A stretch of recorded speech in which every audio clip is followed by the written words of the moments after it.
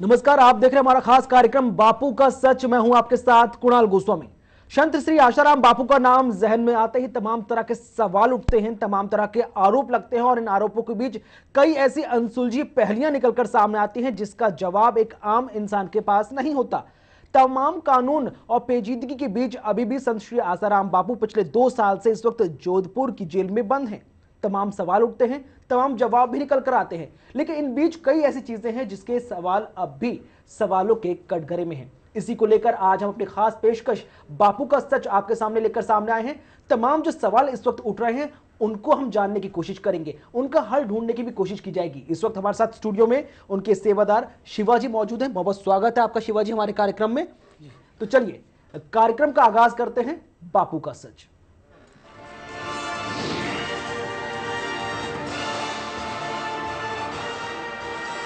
तो अगस्त 2013 ये वो समय था जब श्री संत आशाराम बापू को एक नाबालिग के साथ रेप के आरोप में जेल में बंद किया गया। 2 साल बीतने को आए। इन 2 सालों में काफी ऐसी चीजें निकलकर सामने आई जो कहीं ना कहीं आशाराम बापू पर सवाल उठाती हैं। कई ऐसी चीजें निकलकर सामने आई जो इन सवालों को संदेह के घेरे में भी खड़ा कर देती हैं। अभी तक का जो घटनाक्रम हुआ आखिर क्या कुछ कहता है, आइए उस रिपोर्ट पर नजर डालें। लंबे समय से दुष्कर्म के आरोप में जेल में बंद आशाराम बापू के समर्थन की तैयारियां जोर पकड़ने लगी है। 5 सितंबर को दिल्ली के जंतर मंतर पर बीजेपी नेता सुब्रमण्यम स्वामी की अध्यक्षता में बापू के लिए आवाज बुलंद की जाएगी। इस रैली के जरिए बापू के समर्थक दुनिया के सामने वो सच लाएंगे जो बताएगा कि बापू को फांसने के लिए किस तरह का षड्यंत्र किया गया है। इस रैली में लाखों श्रद्धालुओं के जुटने की उम्मीद है। आपको बता दें कि दिल्ली में होने वाली इस रैली का आयोजन युवा सेवा संघ दिल्ली के द्वारा किया जा रहा है। यह रैली जंतर मंतर से सुबह 10 बजे होगी, जिसमें देश विदेश से आए हिंदू एवं हिंदू संगठन के तमाम सदस्य बापू को न्याय दिलाने के लिए अपनी बात उठाएंगे।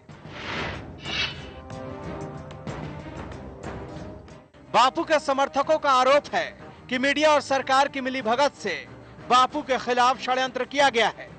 यही कारण है कि बापू अब तक जेल में हैं। आपको बता दें कि जिस तरह से बापू के मामले में जिन गवाहों की मौत हुई है उसको लेकर भी बापू के समर्थकों का कहना है कि यह मौत विरोधियों के द्वारा किया हुआ षड्यंत्र है। बापू का इन हत्याओं से कोई लेना देना नहीं है और जिस तरीके से 5 सितंबर को बापू के संबंध में रैली का आयोजन किया गया है उससे साफ है कि बापू के समर्थक बापू के सच को दुनिया के सामने रखने का मन बना चुके हैं। ऐसे में देखने वाली बात होगी कि जब 5 सितंबर को दिल्ली के जंतर मंतर पर रैली होगी तो बापू के समर्थक बापू के पक्ष में माहौल बना पाते हैं या नहीं। Bureau report.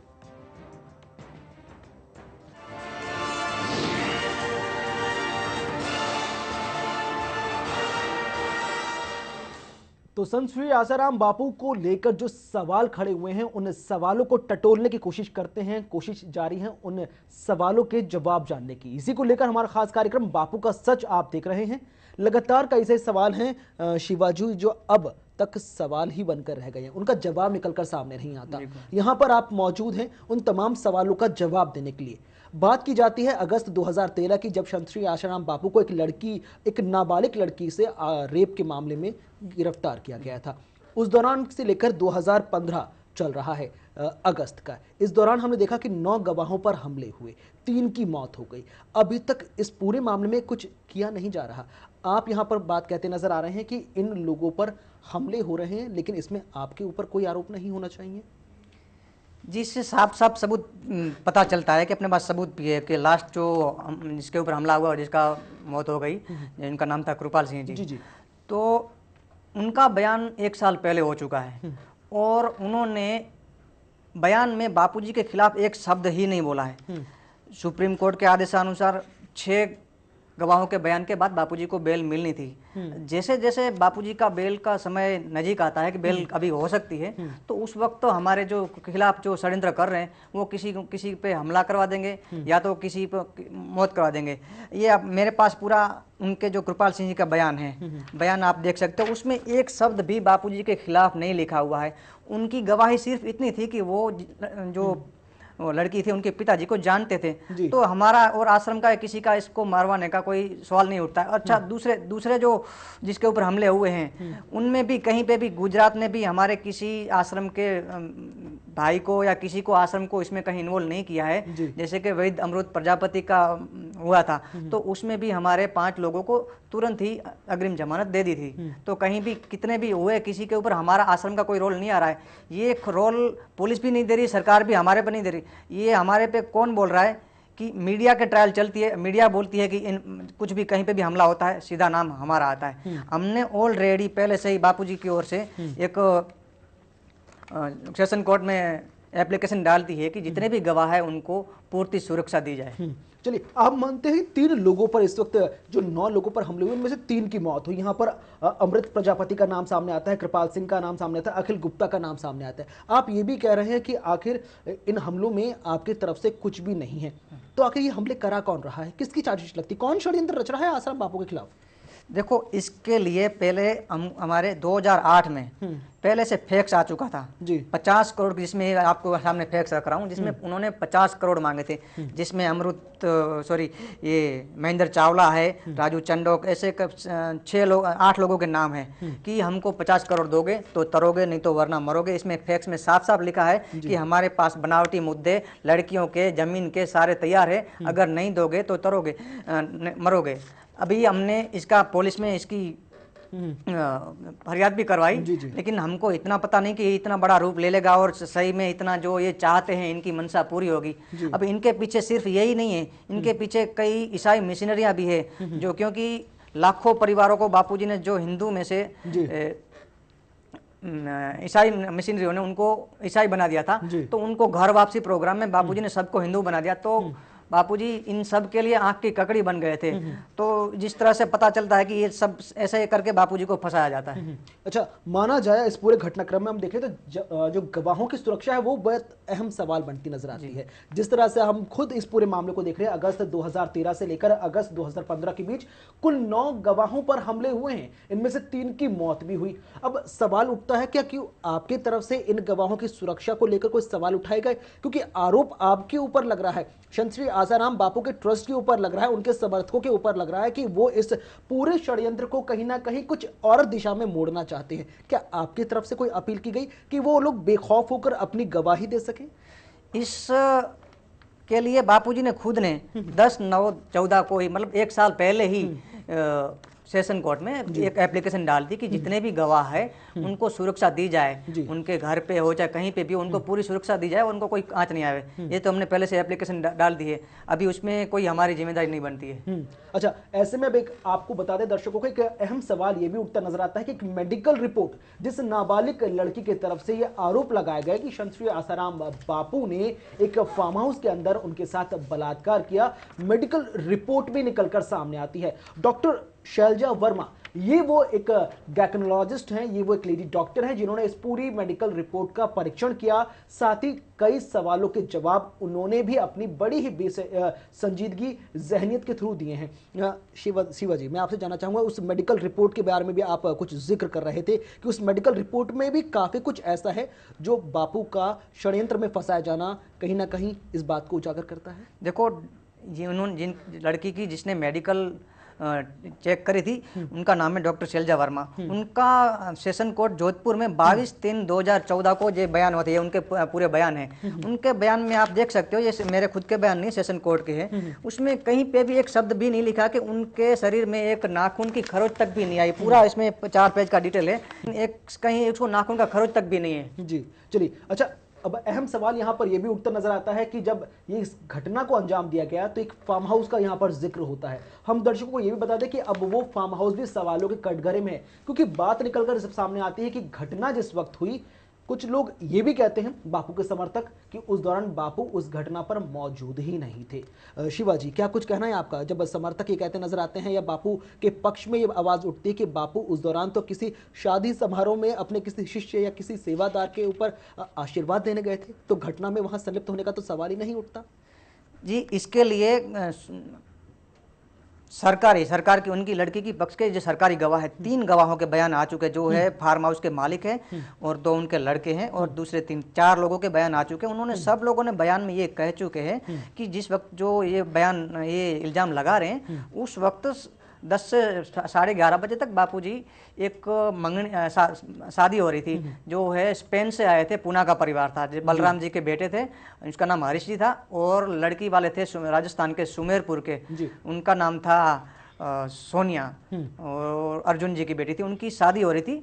और उस वक्त न जिस वक्त लगा रहे हैं कि जो घटना हुई उस वक्त न तो कुटिया में बापूजी थे, न तो उस वक्त लड़की थी। लड़की की कॉल डिटेल के हिसाब से वो 11:45 पर, जो मेरे पास है इसमें, तो 45 मिनट पर 42 सेकंड पर किसी से फ़ोन पे बात कर रही है। तो कम से कम 5 से 6 बार मैसेज का है और उसका है, और जिससे बात कर रही थी वो जो पंकज दुबे करके, वो ऑलरेडी जम्मू। इस कार्यक्रम के दौरान हमारे साथ कुछ कॉलर्स भी जुड़ने शुरू हो गए जो अपने सवाल करेंगे, उनका सवाल जानने की हम कोशिश करेंगे शिवाजी से। जी, पहले अपना नाम बता दीजिए और आपका सवाल बताइए। जी, हम राजीव बोल रहे हैं जयपुर से। आपका जो प्रोग्राम हम देखे हैं बापू जी के बारे में, आप बहुत बहुत धन्यवाद देना चाहते हैं। आपका प्रोग्राम बहुत अच्छा है जी। हम बताना चाहते हैं कि वाकई में जिस तरह से बापू जेल में बंद हैं, उनके खिलाफ जो साजिश करी जा रही है जी, ठीक है, तो कहीं ना कहीं सच आना चाहिए, ठीक है। और जिस तरह से बापू को हर बार फंसाया जाता है, वो ठीक जिस तरह से कुछ साजिश रची जा रही है। चलिए, बहुत बहुत शुक्रिया राजीव जी हमारे साथ संपर्क करने के लिए और अपनी राय बेबाकी से देने के लिए। तो शिवाजी, तमाम ऐसे समर्थक हैं, तमाम ऐसे अनुयायी हैं आशाराम बापू के जो अभी भी उनके साथ अटूट बंधन में बंधे हुए हैं, लेकिन यहाँ पर कई चीज़ें ऐसी हैं जो खड़ी करती हैं सवालों को। यहाँ पर लड़की को नाबालिग या बालिग होना भी, ये भी एक सवाल है, ये भी एक संदेह है। आपसे जब मेरी बात हो रही थी तो आपने कहा था कि ये जो तमाम आरोप शुरुआत में ही बेबुनियाद इसलिए हो जाते हैं क्योंकि यहाँ पर लड़की का डेट ऑफ बर्थ इस बात की तस्दीक करता है कि लड़की के साथ कुछ नहीं हुआ।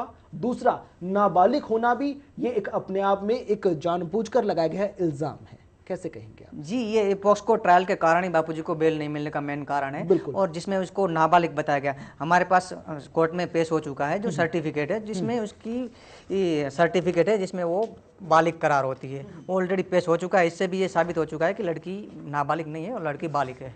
चलिए,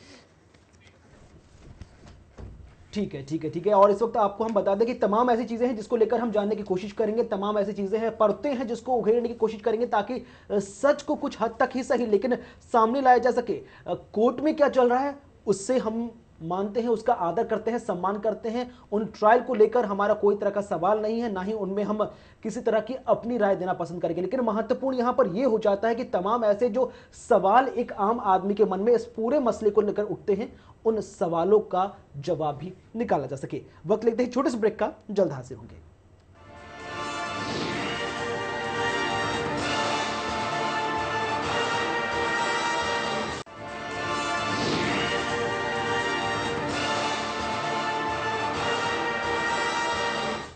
स्वागत है आपका ब्रेक के बाद। आप देख रहे हैं हमारा खास कार्यक्रम बापू का सच। इस कार्यक्रम से के माध्यम से हम जानने की कोशिश कर रहे हैं उन तमाम सवालों के जवाबों को जो संत श्री आशाराम बापू के ऊपर पिछले 2 साल से लगाए जा रहे हैं। यही वजह रही कि संत श्री आशाराम बापू पिछले 2 साल से जोधपुर जेल में अभी भी बंद हैं। शिवाजी, देखा जाए तो तमाम अभी भी कई ऐसे सवाल हैं कि आम आदमी के जहन में जो शुरुआत से उठते रहे कि अगर आशाराम बापू जी अगर सच्चे हैं तो तमाम ऐसी चीज़ें क्यों उनके अगेंस्ट जाती हुई नजर आती हैं। ऐसे में लगता है कि पिछले 2 सालों के दौरान उनके ऊपर जो आरोप लगे वो तो सवाल अभी सवाल ही बन के रह गए हैं, आरोप ही हैं, अभी सच साबित नहीं हुए। दूसरे दौरान इन सालों में क्या वाकई में उनके जो अनुयायी हैं, उनके जो समर्थक हैं, उनकी तादाद में क्या फ़र्क आया, या वाकई में अभी भी जो प्रेम का जो बंधन है उनके साथ बंधा हुआ वो टूटा नहीं है, कमज़ोर नहीं पड़े धागे? बापूजी के साधकों को अभी कुछ भी फर्क पड़ा नहीं है, ना तो पड़ेगा, इससे 100 गुना भी चलेगा ना तो भी लेकिन लोगों के जहन में तो फर्क पड़ रहा है ना। लोगों के मन में जो एक बहुत सकारात्मक छवि थी संत श्री आशाराम बापू की, वो अब छवि कहीं ना कहीं सवाल बनती जा रही है। नहीं सर, आज भी हमारे लोग जब ऋषि प्रसाद हमारी छपती है एवरी मंथ 22 लाख छपती है, तो लोग उनको डिस्ट्रीब्यूट करने जाते हैं। तो जब ऋषि प्रसाद उनको देते हैं तो लोग आदर से प्रेम से लेते हैं। और उनको जब ये 2 साल पूरा हुआ और कुछ भी एविडेंस के बिना बापूजी को रखा है, तो उनको भी दिमाग में होता है कि बड़े बड़े लोग, लालू प्रसाद को बेल मिल जाती है, जयललिता को बरी किया जाता है, ऐसे बड़े बड़े लोगों को बरी किया, बापूजी को नहीं किया जाता। तो इसके मतलब साफ साफ पता चल जाता है कि ये कहीं ना कहीं षड्यंत्र का शिकार हो रहे हैं। उसके बावजूद भी बापूजी के भक्तों की कभी भी कमी नहीं हो रही है। लास्ट 15 दिन पहले टाइम्स ऑफ इंडिया ने एक पूरा लेख बनाया था कि जोधपुर का सर्वे किया कि जोधपुर के अंदर पूज्य बापूजी के भक्तों की संख्या बढ़ रही है। पूरे ये खबर पूरे सोशल मीडिया में भी फैली हुई थी, और आज भी कहीं पे भी देखा जाए तो हमारे बापूजी के साधकों द्वारा उनकी कुछ न कुछ सेवा कार्य चलते रहते हैं। चलिए, मानते हैं कि बापू के जो साधक है, जो सेवादार हैं, लगातार अपने सत्कर्मों में अभी भी उसी तरह से मन तन धन से लगे हैं जिसके लिए वो काम शुरुआत करते नजर आए थे। वैसे आपको बता दें कि जो उनके साधक हैं, जो उनके जो सेवादार हैं, जो उनके समर्थक हैं, जो उनके अनुयायी हैं, आज भी उनके साथ उसी दृढ़ता के साथ शुरू और खड़े हुए हैं जैसे इस पूरी घटना से पहले थे। आपको यह भी बता दें कि 5 सितंबर, जो आने वाली 5 सितंबर है, इस दौरान एक रैली का भी आयोजन किया जा रहा है जो राजघाट से जंतर मंतर तक रहेगी। क्या कुछ इस रैली में रहेगा, कौन इसकी अध्यक्षता करेगा, आइए इस रिपोर्ट पर नजर डालें। संत आशाराम जी बापू जैसे प्राणी मात्र के हित में रत संतों पर झूठे आरोप, भारतीय संस्कृति को नष्ट करने की सोची समझी साजिश, न कोई ठोस सबूत, न कोई मेडिकल आधार, बल्कि षड्यंत्र में फंसाए जाने के अनेकों है प्रमाण। फिर भी पिछले 2 वर्षों से संत आशाराम जी बापू है जेल में। संत आशाराम जी बापू की शीघ्र रिहाई हेतु अनेक महिला व अन्य संगठनों द्वारा दिल्ली में विशाल रैली व भव्य कार्यक्रम डॉक्टर सुब्रमण्यम स्वामी जी के मार्गदर्शन में दिनांक 5 सितंबर सुबह 9 बजे से रैली राजघाट से जंतर मंतर तक होगी, और रैली के बाद डॉक्टर सुब्रमण्यम स्वामी जी विशाल जनसभा को अन्याय के खिलाफ एक आवाज कार्यक्रम में संबोधित करेंगे। संपर्क 9868637066 और 9312315559।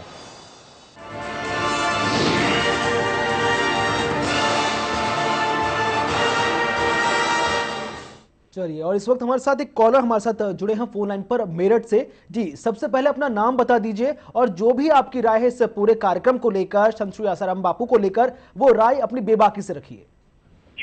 जी, अपना नाम बताएंगे सबसे पहले? हाँ, मेरा नाम धर्मानंद भारती है। जी, भारती साहब बताएं प्लीज, क्या है कुछ आपकी राय इस पूरे मसले को लेकर? देखिए, मेरी राय ये है, संतों के बारे में मैं कहना चाह रहा हूँ। जो मैंने देखता हूँ, जितने भी संत हैं,